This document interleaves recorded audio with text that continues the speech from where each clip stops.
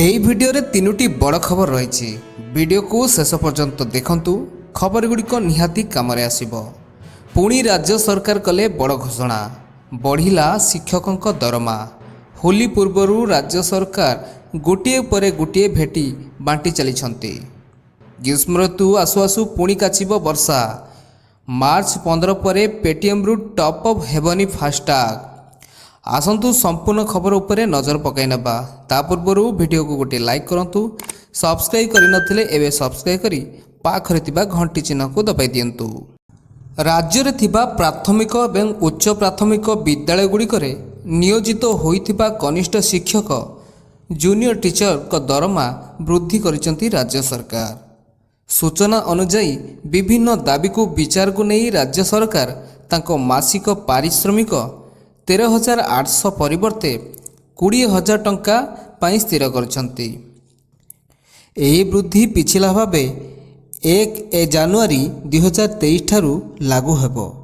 ଏହାଦ୍ୱାରା ରାଜ୍ୟରେ କାର୍ଯ୍ୟରତ 12,744 ଜଣ କନିଷ୍ଠ ଶିକ୍ଷକ ଉପକୃତ ହେବେ। ଏଥିପାଇଁ ଅତିରିକ୍ତ 95 କୋଟି ଟଙ୍କା ବାର୍ଷିକ ଖର୍ଚ୍ଚ ହେବ। ସୂଚନାଯୋଗ୍ୟ ଯେ 5T ଅଧ୍ୟକ୍ଷ କାର୍ତ୍ତିକ ପାଣ୍ଡିଆନ ଜିଲ୍ଲା ଗସ୍ତ ଅବସରରେ ରାଜ୍ୟରେ ବିଭିନ୍ନ ଅଞ୍ଚଳରେ ନିଯୁକ୍ତ ଥିବା କନିଷ୍ଠ ଶିକ୍ଷକମାନେ ସେମାନଙ୍କ ଅସୁବିଧା ସମ୍ପର୍କରେ ଦୃଷ୍ଟି ଆକର୍ଷଣ କରିଥିଲେ। ଏବେ ସରକାର ତାଙ୍କର ମନ କଥା ରଖିଲେ। ପରବର୍ତ୍ତୀ ଖବରଟି ହେଲା, ରାଜ୍ୟରେ ବିଭିନ୍ନ ଜିଲ୍ଲାରେ ପାରଦ ଉପରମୁହାଁ ହୋଇଛି। ବିଶେଷ କରି ଆଭ୍ୟନ୍ତରୀଣ ଓଡ଼ିଶାରେ ସ୍ୱାଭାବିକ ଠାରୁ 2ରୁ 4 ଡିଗ୍ରୀ ତାପମାତ୍ରା ବଢ଼ିଛି।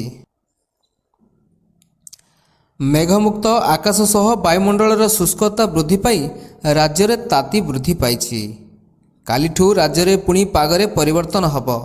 ବିଶେଷ କରି ପଶ୍ଚିମା ଝଡ଼ ପ୍ରଭାବରେ ଉତ୍ତର ଆଭ୍ୟନ୍ତରୀଣ ଓଡ଼ିଶାରେ ହାଲୁକାରୁ ମଧ୍ୟମ ଧରଣର ବର୍ଷା ହେବ ବୋଲି ପାଣିପାଗ କେନ୍ଦ୍ର ପୂର୍ବାନୁମାନ କରିଛି।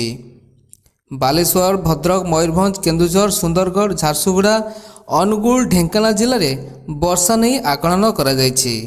16 ତାରିଖ ବେଳକୁ ବର୍ଷାର ବିସ୍ତୃତି ବଢ଼ିବ। ଉପକୂଳ ସହ ଉତ୍ତର ଆଭ୍ୟନ୍ତରୀଣ ଓଡ଼ିଶାରେ କାଳବୈଶାଖୀ ନେଇ ସତର୍କତା ଜାରି କରାଯାଇଛି। ପରବର୍ତ୍ତୀ ଖବରଟି ହେଲା, ଆର୍ବିଆଇ ପକ୍ଷରୁ ପେଟିଏମ୍ ବ୍ୟାଙ୍କ ଲିମିଟେଡ୍ ଉପରେ ମାର୍ଚ୍ଚ 15 ପରେ ଟପ୍ ଅପ୍ ଉପରେ ରୋକ ଲଗାଇବା ପାଇଁ ସ୍ଥିର କରାଯାଇଛି। National highway authority of India FASTag ଜାରି କରୁଥିବା ବ୍ୟାଙ୍କର ତାଲିକାକୁ ସଂଶୋଧନ କରିଛି। NHAI ଫାଷ୍ଟାଗ ଟପ୍ ଅପ୍ କରୁଥିବା ବ୍ୟାଙ୍କ ତାଲିକାରୁ ପେଟିଏମ୍କୁ ବାଦ ଦେଇଛି। ଏହି ସଂଶୋଧିତ ତାଲିକାରେ କେବଳ 38ଟି ବ୍ୟାଙ୍କର ନାମ ସାମିଲ ରହିଛି, ଯାହା ଜରିଆରେ ଫାଷ୍ଟାଗ କରାଯାଇପାରିବ।